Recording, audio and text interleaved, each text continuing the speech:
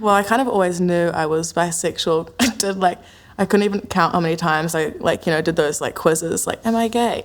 And every time I was like, the fact that I'm even looking that up is a sign. But I was pretty much had a lot of internalized homophobia all through high school, and didn't help that the boyfriend I had at the time was like, if you're bisexual, I'm gonna break up with you. And so I was like, well, I'm so straight, I'm like a stick, I'm just so straight. And it was that kind of continued on for, I would say, a few years after we broke up, being bisexual and not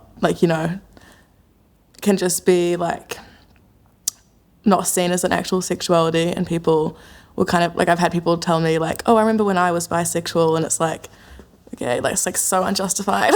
Why are you telling me that? It's well, I still am. It kind of, people just think it's a kind of an in-between, you haven't quite decided. Or it's I think it's a personal fear of mine, going on dates with women and them thinking I think people kind of mix up bi-curious as well as bisexual. I'm always kind of worried that they won't take me seriously, And I think it's just an internal thing, because I've never actually had an issue with that.